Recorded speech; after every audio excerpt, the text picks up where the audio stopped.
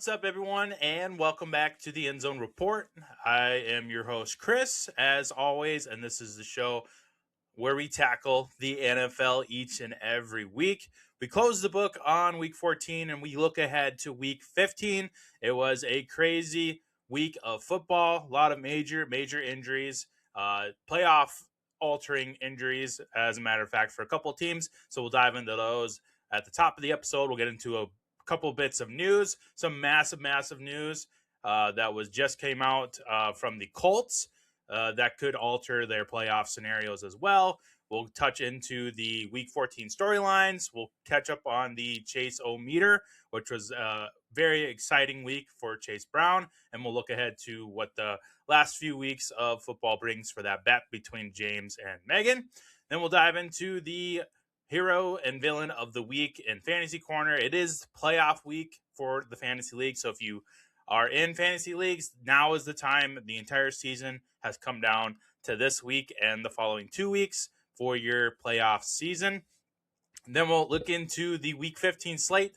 There is some more heavy division battles with playoff altering wins and losses. So we'll dive into each and every one of those picks. It was not a great pick week for me, but we'll get into those as well. And then we'll wrap up like we always do and try to show me the money. Got very close on last week's bet. I was only one leg off on my 6-leg parlay. We'll dive into that later on in the show as well. So, a couple reminders at the top of the episode before we jump into all that.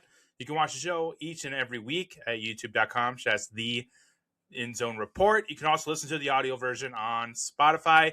Go ahead and hit that subscribe, follow button. It helps the show out a lot. This is the first year of doing it, so I appreciate all the support so far this season. It's been really fun doing this podcast each and every week for all of you. Once we get into the off season, it'll be a little less episodes, about once every other week or so, going over some off season updates. And then once June and July hits, we'll dive into more episodes as we go on. You can also check out the social media pages on Facebook, X, and Instagram. Just search the End Zone Report and you can find it on there. I post all the artwork from each and every episode on there for you to take a look at, as well as breaking news from the NFL and everything else. So with that, let's head into news and reactions to see what is up with the NFL.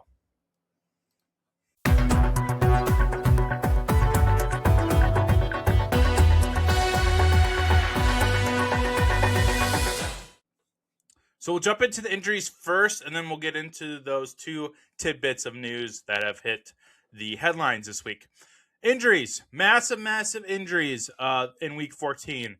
Daniel Jones, quarterback of the Indianapolis Colts, suffered a torn Achilles early on in that game. He has now been ruled out for the season. We'll see what that has to do with him being a free agent in the offseason. Colts have come out and said that they do want him back. He's looking at about a 9 to 10 month recovery timeline, which would put him right up to the 2026 start date for the season. So we will, of course, monitor Daniel Jones in that situation in the Colts on the offseason, but he is out for the season. Riley Leonard came in as backup. He was injured, but it seems like he's been a full participant this week. And then they did sign a big news here, but we'll save that for the news part of this. Jaden Daniels, quarterback of the Washington Commanders, re-injured that elbow, and he has already been ruled out for Week 15.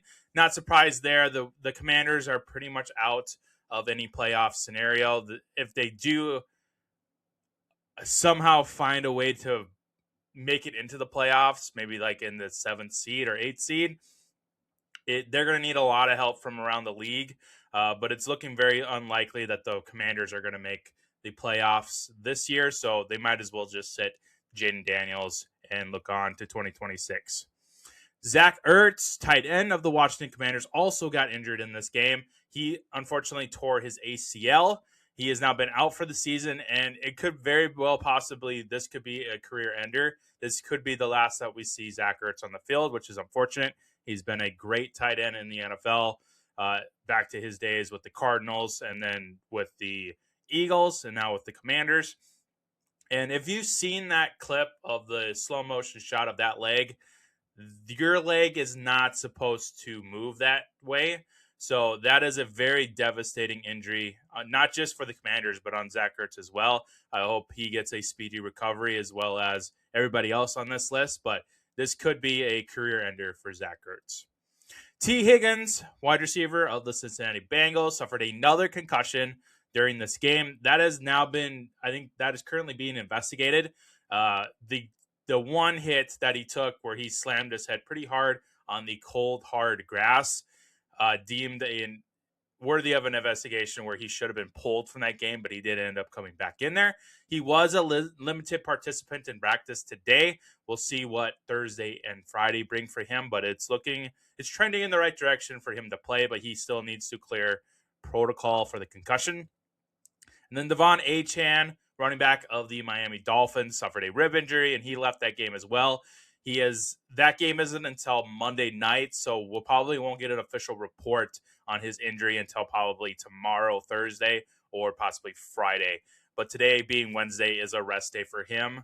We'll monitor his, of course. If he does not end up playing, that would mean more snaps for Ollie Gordon and Jalen Wright, who managed to have a productive day with his absence. So I don't think Miami is completely out of the picture if Devon Achane does miss this week, but it does hurt a lot. So those are the top injuries of the week. Let's get into those couple headlines here. Week 16 flex. Looks like they have now flexed the Sunday night game. It was originally the Bengals and Dolphins. They have been now moved to the noon slate, depending on which part of the country you are in. And now at Sunday Night Football for Week 16, it is now the New England Patriots going up against the Baltimore Ravens in Baltimore. So we have another flex game here. And then now the big news coming out of the Colts camp. Philip Rivers, has now unretired and has signed with the Indianapolis Colts. There's already videos of him practicing in that Colts jersey. Since Daniel Jones is out for the year, he has now taken over his old number 17. So he's signed to the practice squad. We'll see if he ends up making the starting roster. I think he's going to, with the way Riley Leonard was playing this past week and with the injury that he sustained. Other than that, they had Brett Rippon at quarterback. So I got to imagine Philip Rivers will probably be getting announced as the starter for Week 15. I wouldn't be surprised if they come out tomorrow, Thursday, and say that he is, or possibly Friday. But I got to imagine that he will be the starter for Week 15, depending on how practice goes and him getting reacclimated into the system. But Philip Rivers, check that off your bingo card for 2025 of unretiring and signing with his former team, the Colts. So that does it for checking in with what's up with the NFL. Let's head over to the Week 14 storylines and then checking on that Chase-O-meter in the weekly reaction.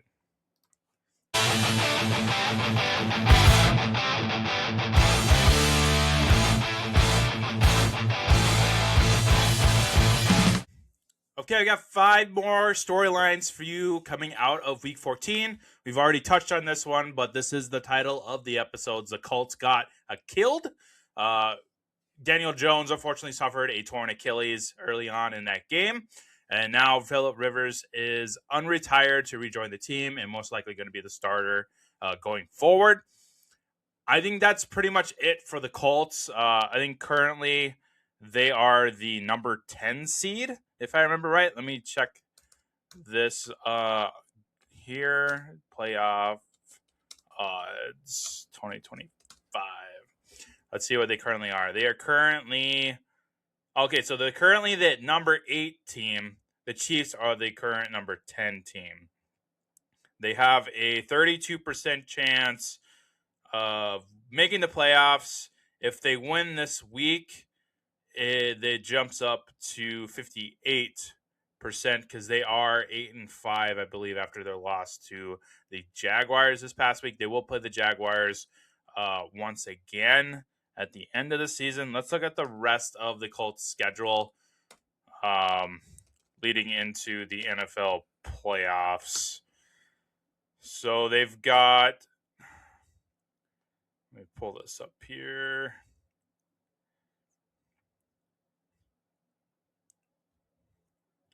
So they have the Seahawks this week.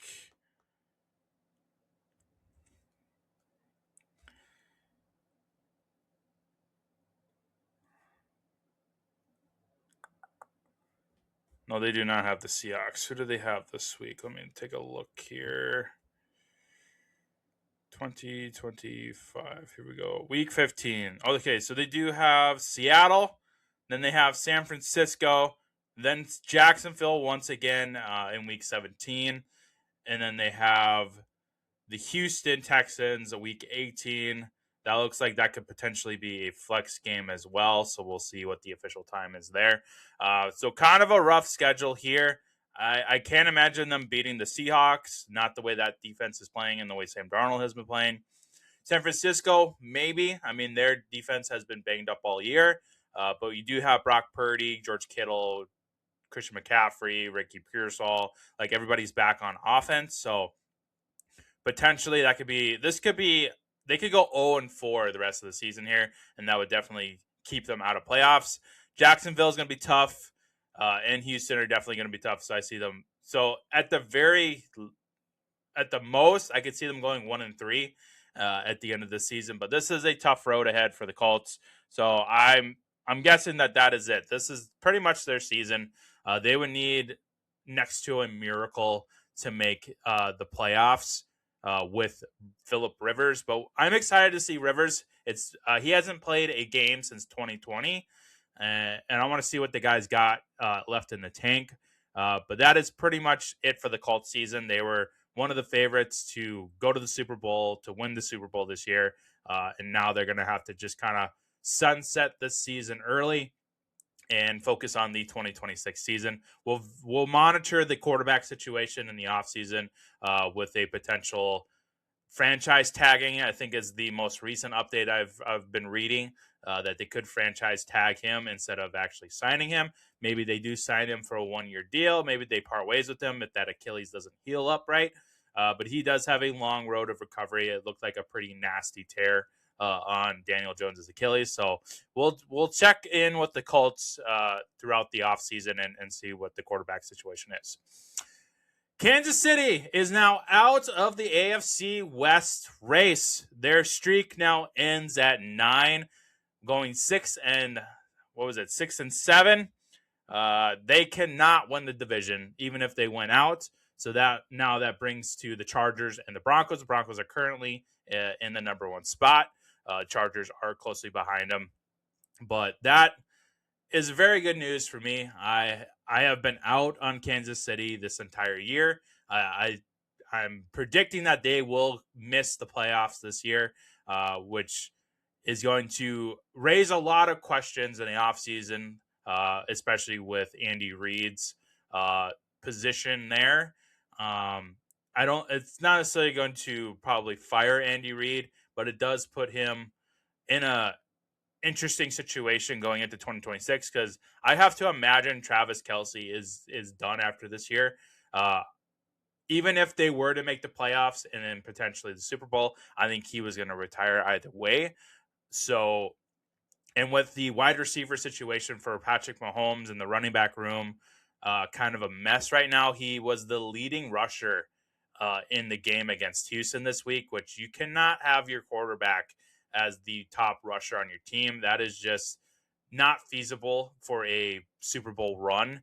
So they have a lot of holes to fill in the offseason, starting with the tight end position, running back situation, and kind of figuring out the wide receivers for Patrick Mahomes. But it is, as a Broncos fan and as a NFL fan that has seen the Chiefs win the AFC the last 9 years, go to the playoffs every single year since Patrick Mahomes has been a starter, and then even going to multiple Super Bowl appearances and winning multiple Super Bowls in the last 10 years. It's nice to see some new teams getting in there. I mean, we have the Jaguars going in there. The Patriots have bounced back. We've got the Seahawks in there. The Bears are making a run for the playoffs. And we'll get into what the playoff picture looks like momentarily. That is one of the storylines for the week. But yeah, it is nice to see KC kind of brought back down to earth and to potentially have them miss the playoffs. I think they, like I said before, I think they have about a 10 to 12% chance of making the playoffs. If they win out, I think it jumps up to like 20-25%. But they need a lot of help from around the league, especially within the AFC. So it's looking very, very likely that KC will not now miss the playoffs for the first time in the Patrick Mahomes era, which is it's a brand new day, people. We're getting some really fun teams entering the playoffs. I'm very, very excited for the playoffs. I will be even more excited if KC ends up missing them altogether. Okay, the next headline. The Cleveland Browns have named Shedeur Sanders the starter rest of season. We're going to talk about Shedeur a little bit later on in the show. Wink, wink to Fantasy Corner. But Shedeur looked great. Probably about the third quarter of this game, I just said to myself, like, Shedeur is the guy for Cleveland. They're going to name him the starter the rest of the season and potentially be the starter for 2026. He looked great. He had really good ball control. He was moving around a little bit. And he looked really good, for a rookie and for being drafted in the spot he was, and with all the publicity that he's been getting about being the third string for most of the year. Now he's the starter because of injuries. But Shedeur seems to be the guy, at least for the moment, for the Cleveland Browns. So it's really fun to see them finally have some competent gameplay going into there. I'm very excited for the Cleveland Browns. I think they have one of the best defenses in the league with Myles Garrett there gunning for the sack record. But Shedeur seems to be the guy. Ego aside, he seems to really be a fun watch on the field. So I'm excited to see what Shedeur has this week with the Browns.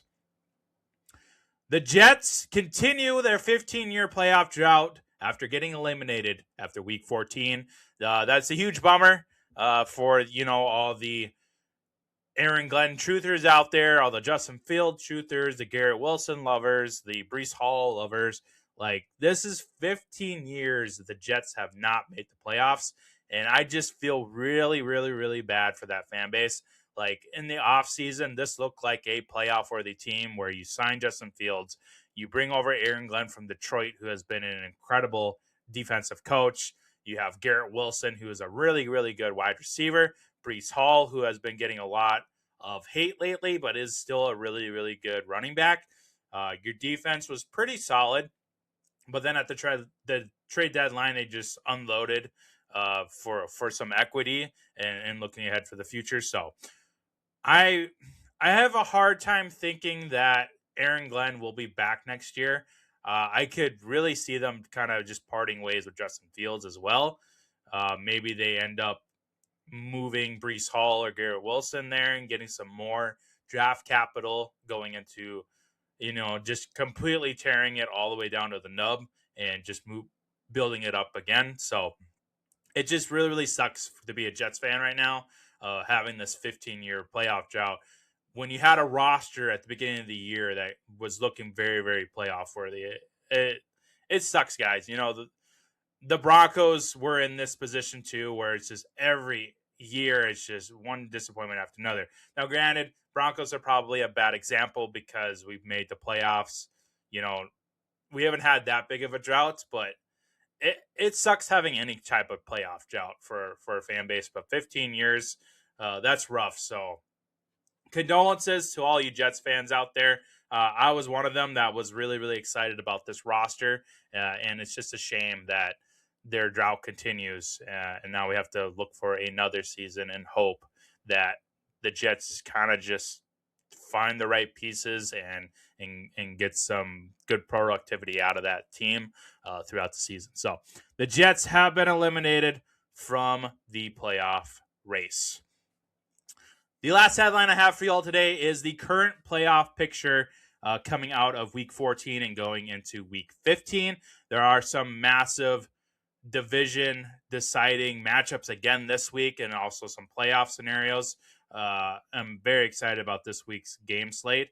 But looking at the playoff picture currently, starting with the AFC, number 1, we have the Broncos. Number 2, the Patriots. 3, Jaguars. 4 is the Steelers. So those are your division winners currently. And then we have the Chargers coming in at 5, Bills at number 6, and then the Texans squeaking in at number 7. Switching over to the NFC, we've got the Rams at number 1. 2 is the Packers. 3 is the Eagles. 4 is the Buccaneers. Those are your current division winners there. Then we have the Seahawks at number 5, the 49ers at number 6, and the Bears at number 7. Let me double check the Buccaneers standing, because I know that loss to the Saints was pretty devastating. I just want to double check that I got these standings right.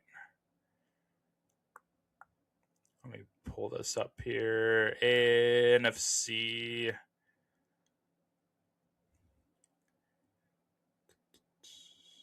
Nope. So they're still currently in the lead. They have the tiebreaker in division with the Panthers, but it's very, very close. They're both at 7-6. The Bucs play Thursday night, so if they end up losing that game, it comes down to Carolina on Sunday to see if they can leapfrog them for the division lead, which is pretty impressive. The Jaguars, of course, dethroned the Colts, but you do have the Houston Texans right on their heels at 8-5. Jaguars are currently at 9-4. The AFC North is still pretty tight. There's only one game that separates the Steelers from the Ravens, and then there's 3 games that separates the Steelers from the Bengals. So the Bengals have a very, very tiny chance of winning the division or squeaking into the playoffs. So they are going to be highly, highly motivated this week and in the coming weeks to win out. Looks like the Patriots have a decent lead on the Bills in the division. They have a 2-game lead on them. They're currently battling each other this week. So if the Bills end up winning that game, that'll, of course, shrink that separation to just 1 game. But yeah, there's some tight division. Like the NFC North is really, really tight here. You got the Packers at 9-3, and then the Chicago Bears at 9-4. The Packers, of course, have that tie, so it kind of fudged it a little bit. But the Packers also do have the division lead here because they've won all 4 of their division games so far. Everyone else has either only won 1 game or 2 games. Detroit's sitting there at 8-5, so they have a chance at maybe leapfrogging into the lead as well. Vikings, even if they win out, they would still need all 3 of these teams to lose out. So I think the Vikings are pretty much out of playoff contention right now, as well as winning the division, which is unfortunate for that fan base as well with the year that they've been having. There's a really tight race here in the NFC West. The Cardinals, they're out of the playoffs. They're only sitting there at 3-10. But you do have the Rams at the top spot at 10-3. They're tied with Seattle at 10-3, and then you have the 49ers right up behind them at 9-4. So that a lot of eyes are on NFC West on how that all plays out. So there's some really, really tight races here. The Broncos have a 2-game leg up on the Chargers right now. Broncos are 11-2, and the Chargers are 9-4. Broncos have won all 6. Nope, they have won. I'm looking at the wrong stat here. Where is the? So they have just a little bit of an edge up on the Chargers. Yep, and the Packers have a tiny. Dang, that's even closer than I thought they were there. Where is there? So they've won 3. Yep. So the Chargers actually have the in division leg up. So if they end up getting into the same record as the Broncos, they could leapfrog them because they've won all 4 of theirs. Denver, unfortunately, is only 3-1 in the division right now. So we'll keep an eye on that as well. But there's some tight races here going into week 15, week 16, 17, and 18. So very exciting going into the playoffs. So that is your current playoff picture for the AFC and the NFC. We'll check in again after week 15 and see if anything moved along there. So those are your 5 storylines coming out of week 14. I'll have 5 more for you all next week coming out of week 15.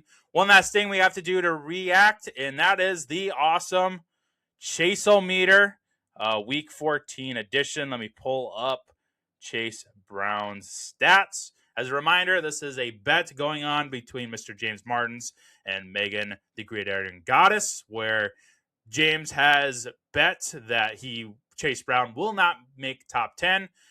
Megan, of course, believes that Chase Brown will squeak into the top 10. There is $20 on the line, so we will check in at the end of week 18 and see who comes out on top with a crisp $20 bill in their pocket. So in week 14, Chase Brown had quite a productive game. He is currently sitting at the running back 13 on the year, so he has moved up a couple spots from 16. So he is trending in the right direction. If these touchdowns keep coming his way, that is what's really been holding him back, are the touchdowns. He finally got a multi-touchdown game. His fantasy points, again, depending on your platform and your scoring system, in the standard league that I pull these stats from, he got 18.5 fantasy points. He had 12 carries for 23 yards rushing, and then he had 3 catches for another 12 receiving yards. So very low in the yards department. But what saved his fantasy day and his ranking are those touchdowns that he got. He got 1 on the ground and 1 through the air from Joe Burrow. So yards-wise, not a impressive week for him, but those 2 touchdowns ended up saving his stats there. So that is the current Chase-O-Meter at running back 13. We will revisit Chase Brown next week and see what he gets coming out of week 15 against Baltimore. So let's head over to the fantasy corner for this week's hero of the week and villain of the week, and then we'll jump into the week 15 predictions.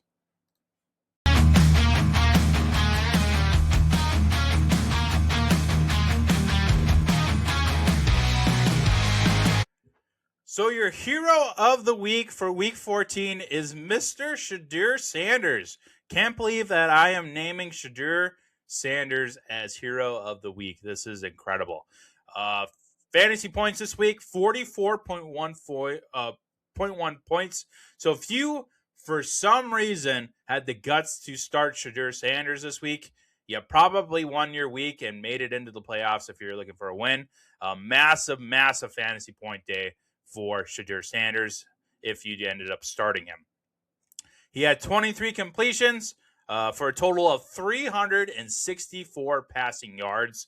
He had 3 rush attempts for another 29 on the ground, and then he had a total of 4 touchdowns. Let me pull up more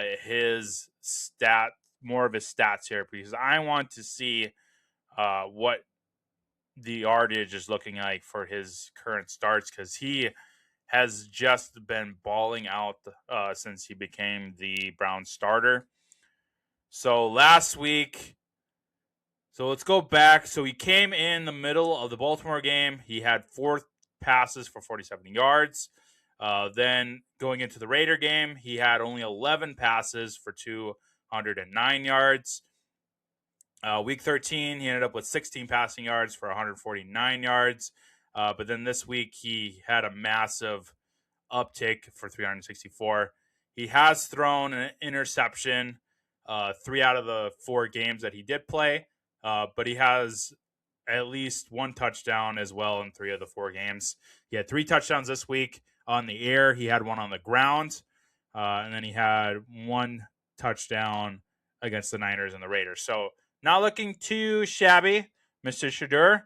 He is your hero of the week if you, for some reason, had to start Shedeur Sanders in your lineup to try to fight for a playoff spot. If you did end up starting Shadur Sanders and ended up winning your matchup to make it into the playoffs, please send me your screenshot of your team. Go ahead and post that in the comments below or on one of the social media pages for the show. I want to see if anybody actually started Shadur Sanders this week in fantasy. I'm very curious to see that. Switching over, this hurts a little bit. Your villain of the week for Week 14 is unfortunately Justin Jefferson, wide receiver of the Minnesota Vikings. His fantasy points this week was a measly 3.1 points. He had 2 receptions for only 11 receiving yards on 4 targets, and he had 0 touchdowns. In a game where they shut out their opponent, he only had 2 catches. That is freaking insane. Let's look at Jefferson's stats the past few weeks. Now, I know one week was a Brosmer week, but most of it has been McCarthy. Justin Jefferson is pretty much unstartable right now. Unless, they're going up against Dallas. They have the Giants. Then they have Detroit going into your fantasy playoffs. I'm definitely starting him against Dallas, but when you get to the Giants, which is a decent defense, they're going to triple team him either way. Then you get to Detroit, and that's tough. Like that is a rough kind of stretch there to be starting Justin Jefferson in your fantasy playoffs. So looking at last week the week before against Seattle, he had 6 targets, only 2 catches for 4 yards. Then the week before that against Green Bay, he had another 6 targets, 4 catches for 48 yards. So, I mean, on Jefferson level, that's pretty bad. But going from 48 to 4 and 11, that is a massive, massive drop-off. And then the week before that, Chicago, he had 9 targets. Oh, great. That's great. 5 catches. Okay. 61 yards. He hasn't had a touchdown since week 9 against Detroit. He only has 2 touchdowns on the year. The other one came from week 1 against Chicago. Let me look at his yard. He's only had 2 games this year over 100 yards receiving. He's had 1, 2, 3, 4, 5 games out of the 13 that were double-digit targets. Like, this is horrible for him. Like, if you start here, wide receiver 77, wide receiver 86, wide receiver 37, wide receiver 26, wide receiver 42, wide receiver 18, okay. Wide receiver 20, not great. Wide receiver 27, gross. He hasn't been a top 10 wide receiver since week 4 against Pittsburgh. And that's the only top 10 week that he's had. I mean, he had 11 against Cleveland, but that's it. He's only had 2 weeks where he was floating around the top 10. So he is going into the playoffs, other than Dallas. Like, you can start him against Dallas, I think. But after that, I would very much consider benching him when it comes to the semifinals and then the championship game against Detroit. It's just not been a good year for Jefferson. He's definitely had some quarterback problems, of course, with Carson Wentz, J.J. McCarthy, Max Brosmer, and then J.J. McCarthy again. So it's a lost season for Justin Jefferson. So if you are in the playoffs, it's probably not because of Jefferson. You had other players that were basically carrying your team. I'm definitely starting him against Dallas, like I said. But past that, I don't think I feel confident enough to start him in the fantasy playoffs. Maybe if you're in a pinch and you kind of have to, cross your fingers and toes that he gets hyper targeted in the Giants game. But they're going to triple team him. Same thing with Detroit. Dan Campbell's going to eliminate Justin Jefferson from the game. So it's not looking great for Jefferson in your fantasy playoffs. So that is unfortunately your villain of the week for week 14, Justin Jefferson. And then your hero of the week for week 14 is Shadur Sanders, quarterback of the Cleveland Browns. So that is this week's Fantasy Corner. Like I said, playoffs for fantasy are starting this week. So good luck to everybody if you ended up making the playoffs. If you got lucky enough, like me, where you earned a couple bye weeks, sit back, rest your feet, and hope none of your players get injured this week. So good luck to everybody on your fantasy playoffs this year for the next 3 weeks. Let's head over to the Week 15 game slate with those predictions.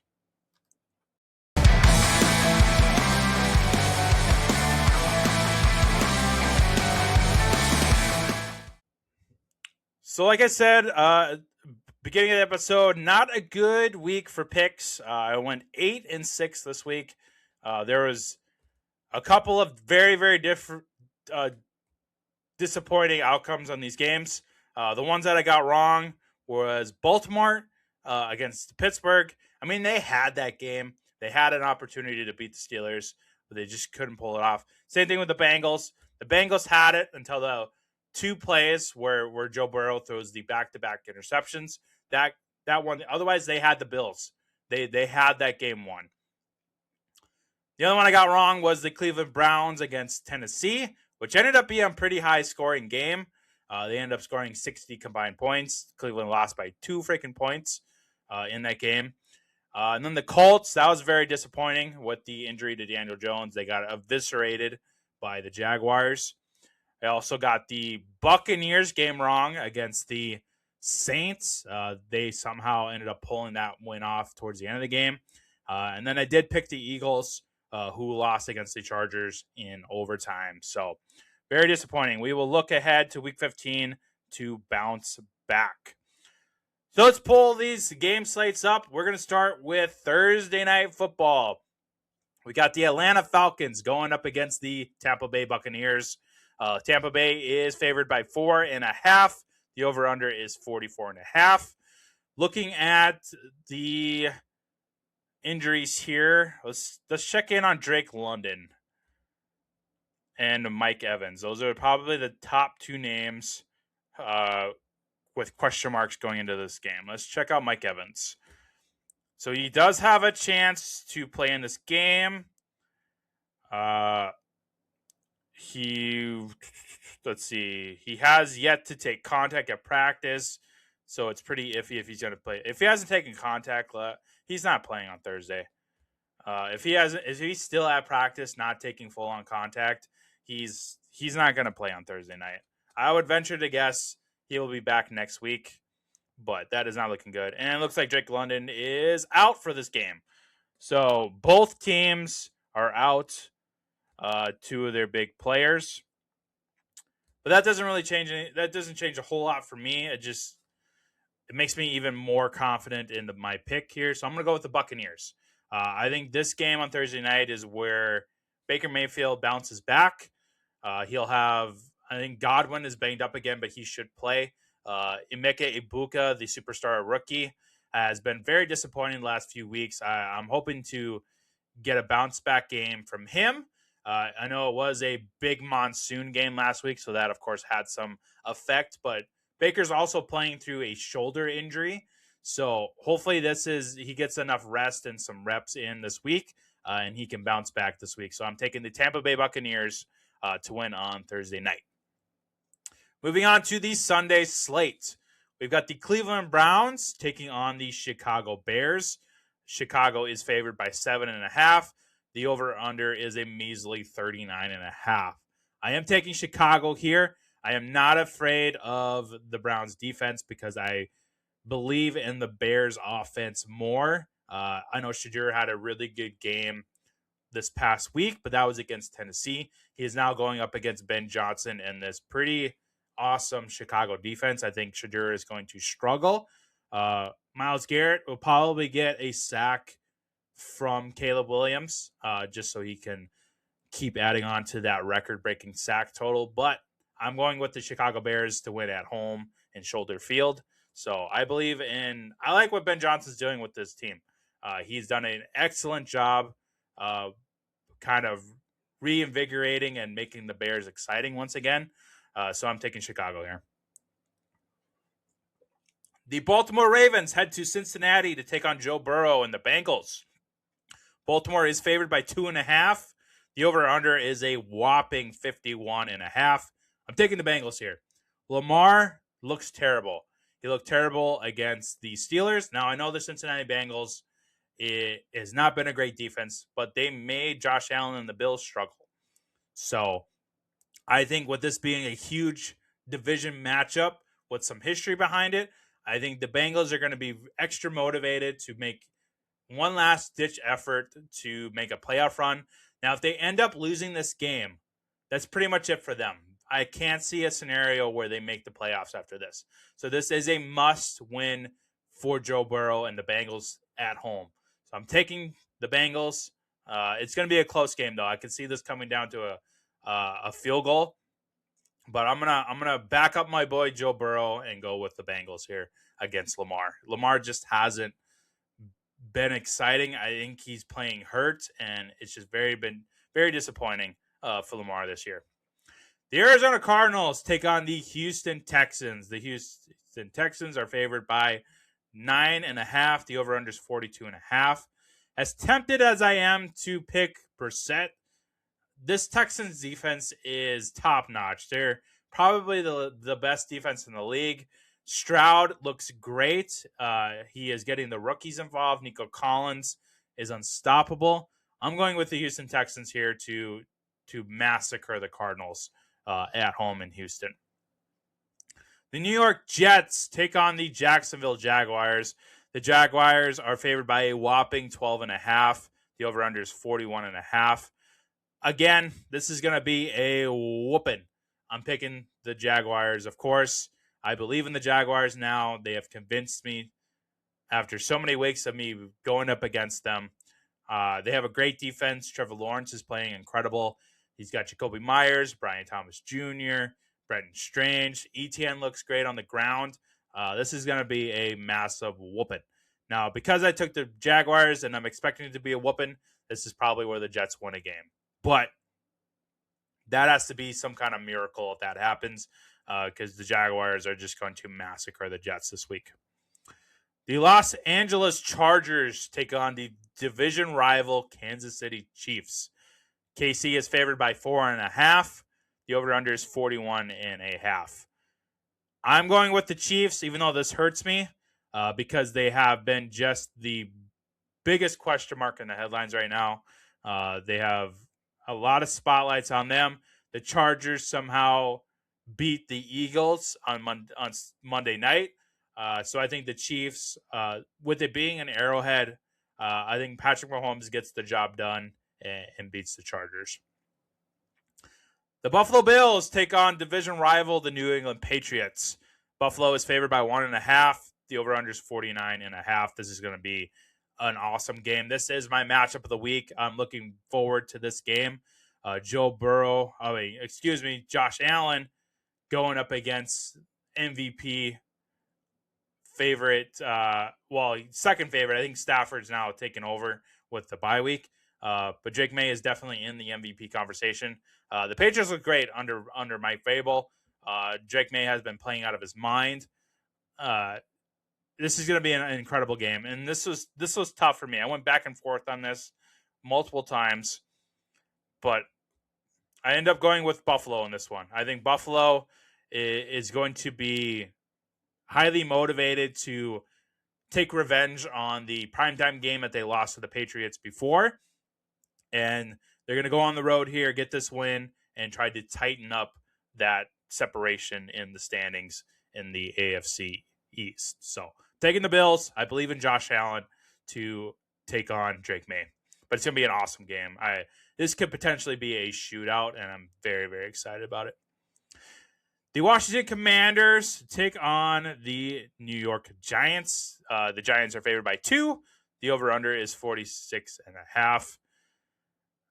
With the defense being as horrendous as it is for Washington, I could see the Giants putting up a bunch of points, and I'm taking them to win this game against Marcus Mariota. I'm excited for this game because of the Jackson Dart factor. It just sucks that Cam Scoutaboo's not in this because he would have ran all over this defense. It is a division game, but it doesn't feel like it because the Commanders are just broken right now on both sides of the ball. It's just really unfortunate. So I'm taking the Giants here to beat their division rival at home and get the job done in New York. The Las Vegas Raiders take on the Philadelphia Eagles. Philly is favored by 11. Shocker. The over-under is a measly 30.5. Yeah, this is going to be a whooping. A big-ass whooping. Philly got humiliated on Monday night, losing against the Chargers in overtime, so they're going to be really motivated. That locker room is broken. I don't know if you saw that picture, but A.J. Brown apparently popped the fun balloon in the locker room. So it's not looking good. I wouldn't be surprised, honestly, if A.J. Brown requests a trade in the offseason. Like, that locker room is just broke. It's broke. Like, they hate Jalen Hurts right now. And it's unfortunate because I think Jalen Hurts is a great person and a great NFL quarterback. But I think this game's going to be a whooping either way because the Raiders have just looked awful. Geno is now hurt, so we'll see if he even plays in this game. Otherwise, it's going to be Kenny Pickett. Let's pull up the most recent update on Geno Smith here real quick.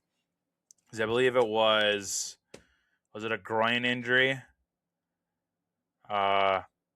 He is doubtful now with the shoulder injury. Nope, Tyrod had the groin. That's what it was.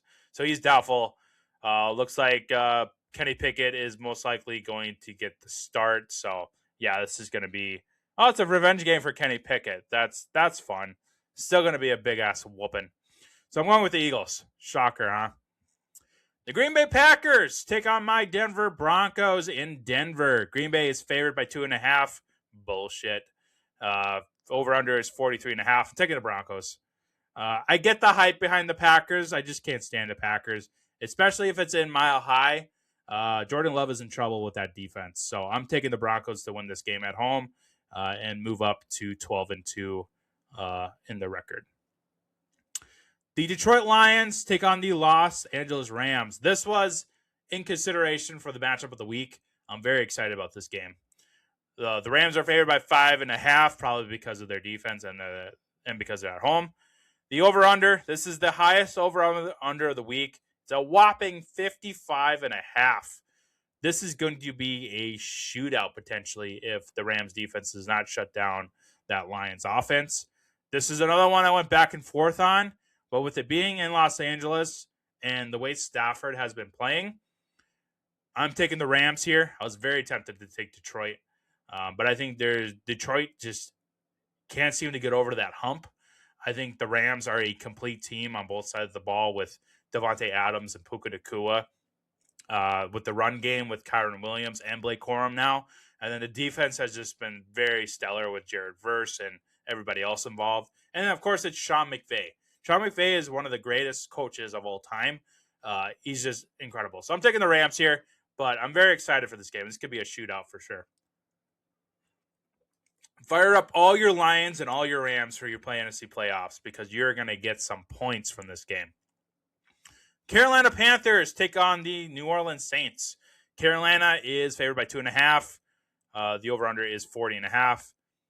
I believe in the Panthers. I'm a believer. I'm taking the Panthers here to win on the road against the Saints, even though Tyler Shough has been really good. Now, I wouldn't be surprised if the Saints end up winning this game. I considered picking them, but the way that the Panthers have been playing on offense and their defense kind of holding up, I believe in them, so I'm going to take the Panthers here. The Tennessee Titans take on the San Francisco 49ers in San Francisco. San Francisco is favored by a whopping 12.5. The over-under is 44.5. I'm taking the Niners here. I think even though the San Francisco defense hasn't been great, I think they're going to make Cam Ward very uncomfortable, and this is just going to be another whooping. We have 3 whoopings coming in Week 15. Incredible. Just incredible. So, yeah, I'm taking the Niners. Let's go Christian McCaffrey, even though wherever I have Christian McCaffrey, I end up having a bye week. So, this game does not matter. But it'd be if you somehow did not get the bye in your league or if you don't have a bye, you're going to get some massive Christian McCaffrey points. The Indianapolis Colts take on the Seattle Seahawks. Seahawks are favored by a whopping 13.5. The over-under is 42.5. Now, depending on how Phillip Rivers does, assuming that he is the starter, this could not necessarily be a whooping, even though the line here says whooping with 13.5. I think that's the highest one here. Yeah, it's the highest one of the week. Probably because I think they're anticipating Sauce Gardner won't play. That is a huge loss. So I'm, of course, taking the Seahawks. I can't take the Colts in my right mind with that current quarterback state. Now, if Daniel Jones was playing, I would consider taking the Colts here. But it's tough with no Sauce Gardner and now no Daniel Jones. I think the Seahawks are going to have one mission, and that is to stop Jonathan Taylor. If they can succeed that, it's their game to lose. So I'm taking Seattle to win here at home. The Minnesota Vikings take on the Dallas Cowboys in Dallas. The over-under is 5.5. The over... Yep, Dallas is in favor by 5.5. The over-under is 47.5. Lost my place there for a second. This one I went back and forth on. I originally had the Cowboys. But apparently, looking historically, the Vikings tend to win in Dallas, and Dallas usually wins in Minneapolis. Seems a little backwards to me, but so I have switched it over to the Vikings. I think going up against that terrible Cowboys defense, I think JJ McCarthy looked really, really good last week. I think he can continue that momentum. They just need to get Jefferson more involved. Like, there's no reason why Jefferson should only have 4 targets and 2 catches. Now, I get it. Teams are double and triple teaming him. But Jefferson is one of those all-star players that can get open. He has to make the ball catchable for Jefferson. So I think the Cowboys defense is a defense that McCarthy can throw on. He's got Addison. He's got Hawkinson. He's got Josh Oliver, apparently, with his 2 touchdowns last week. Aaron Jones and Jordan Mason should be able to run all over the Cowboys defense. Now, granted, on the other side, Dak Prescott can easily just throw like crazy to George Pickens and CeeDee Lamb. If CeeDee Lamb is playing, let's double check to see the current state of Lamb, because that changes a lot if Lamb is out, because then all the Vikings have to really worry about is shutting down Pickens. So he is questionable with the concussion. He was limited at practice today, Wednesday, so we'll monitor Thursday and Friday practice. What is the official ruling here?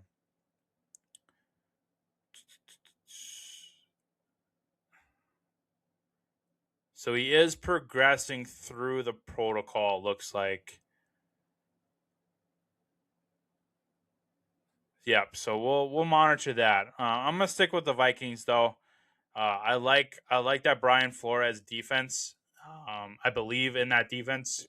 So if they can just make Prescott very uncomfortable, shut down Pickens, and then if Lamb does play, shut down Lamb, of course, and then so I'm going with Minnesota Vikings. It's a pretty nervous pick, but I'm going to go with it. I'm going to stick with my guns. I'm going to go with Minnesota this week. The Miami Dolphins on Monday night take on the Pittsburgh Steelers. Vikings, forgot to mention the Vikings and Cowboys are the Sunday night game if you didn't know that already. Anyways, Monday night, we got the Dolphins and Steelers. Pittsburgh is favored by 3.5. The over-under is 42.5.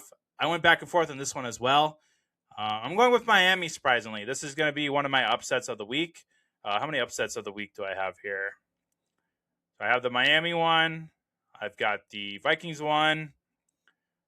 What was the other one? The Bengals one. So I've got three upsets locked and loaded. Well, technically Broncos are underdogs apparently. So that's 4. I got 4 underdogs locked in right now. So I think Tua, now depending on if Devon Achane plays, it looks like he will be playing maybe.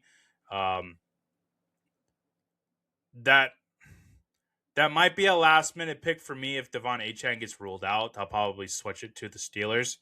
But right now I'm going as if Achane is playing. I'm going to take the Miami. I think this is one of those games where a lot of people are going to bet on the Steelers since they're in Pittsburgh, prime time. They're at the top of the division right now. I think this is a game where Miami shows up and they end up winning this game. So I'm going with Miami. Tua could easily throw for 300 plus yards. Jalen Waddle, probably a 100-yard game in the end zone, I hope. Darren Waller could have like 12 targets in here, maybe 9 catches for like 80 yards. And then if Devon Achane plays, I could see him getting in the end zone, rushing a bunch of yards. If not, I mean, they have the Ollie Gordon and Jalen Wright combo, but it's not the same without Achane. So I'm going with Miami right now. If Devon Achane ends up getting ruled out, I may switch it to Pittsburgh. But we'll kind of monitor that situation throughout the week. So going with Miami for right now to take on the Steelers. So that is the Week 15 slate. Let's hope that we have a better outcome than last week with the 8-6, which is very disappointing. Let's shoot for a perfect week. Let's wrap up like we always do and see if we can show me the money.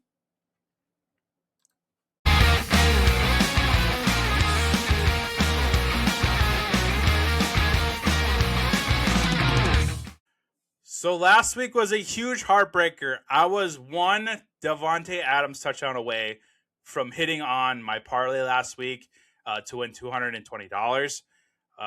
It was very disappointing as the week went on.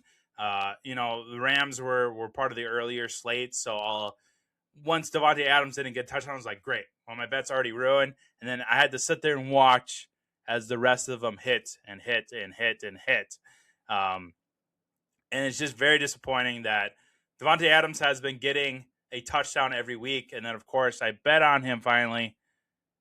And he doesn't get any because Puka Nacua took both of them. He had 2 end zone targets. So it was right there for the taking. And I just couldn't capitalize on it. So with that said, I'm shooting for the moon this week. So this one's a $5 bet. If I hit on all 6 of these, I'll get $630. I'm going to do double down on Davante Adams this week. I'm going to not only bet that he gets a touchdown, but I'm betting the over on first touchdown. So we're going to go all in on Davante Adams this week to make up for last week. I'm betting that he will be the first Ram to get the touchdown in the game. I think that's how it is. Let me double check that. Might be the first one in the entire game. I've never bet first touchdown before, so I want to make sure I get this right. Player who scores the first rushing, receiving, defensive, or special teams touchdown of the game. Okay, we're triple downing on this sucker. He's gonna get the first game in the game. So let's hope the Rams get the ball first. They march down there on the first drive. And it's a pass to Davante Adams. Fingers crossed on this one. This one is this is going to be sweet if this hits. But I'm so freaking nervous on it. So that is the first one. Brock Purdy, I'm taking the over on his passing touchdown. His current line is 1.5. I could see him easily throwing for at least 2 touchdowns on the Tennessee Titans. So I feel pretty confident in that one. Isaiah Likely, I am taking the over on his receptions. His line is at 2.5. Cincinnati can't defend against the tight ends to save their life. So I thought about doing one on Mark Andrews, but then I saw Likely's line, and he's been getting at least 4 to 5 receptions a game. So with his line only being at 2.5, he could easily get at least 3 catches in this game against Cincinnati. In the same game, I'm flipping over to the other side of the ball, the other team there, with Joe Burrow. I'm going the over on his passing touchdowns this week. His line's at 2.5. He's going to be slinging it. He's going to be motivated to get this team into the playoffs. It's a division rival. Baltimore defense has been the greatest. So I think Joe Burrow is going to keep on this hot streak. He's going to get at least 3 touchdowns through the air this week. Another quarterback one, Josh Allen. I'm betting the over on his rush attempts. His line is at 6.5. I think New England is going to make him uncomfortable. So he's going to be forced out of the pocket and forced to run. So I'm going to bet that he runs at least 7 times. And then the last one I have is Cam Ward. I'm taking the under on his passing yards. His current passing yard line is 184.5 passing yards. Taking the under. I think San Francisco is going to make him very uncomfortable. Like I said during the game predictions, it's going to be a whooping. So I don't think he hits 185 passing yards against San Francisco. So that is the 6-leg parlay this week. Let's hope this one hits and I don't get screwed out of money again because of a Davante Adams touchdown. We are triple downing on Mr. Davante Adams. I should have bought a jersey, but we're going to do it. So that'll do it for this week's episode of the End Zone Report. Tune in next week as we recap the Week 15 and look into Week 16. Check out my movie podcast as well every week, Cinematic Reviews on YouTube or your favorite listening podcast service. I've been putting out about 2 episodes a week on there, and then 1 episode a week on this podcast for the NFL. If you are in the fantasy playoffs, good luck to everybody. I hope you win all your matchups and move on. If you have a bye week, kick your feet up and just enjoy the games and hope that your players don't get injured. If you did not make the playoffs, I guess we'll try again next year. You know, it's been one of those crazy seasons where on paper, you probably drafted a league winner and you probably went like 5-8 or something. You know, it's fantasy is such a frustrating but lovable game to play. It'll drive you nuts. It'll make you the happiest in your life. It's really a big roller coaster, but good luck to everybody in their fantasy playoffs. Good luck to all your teams. We'll see you at the end of Week 15.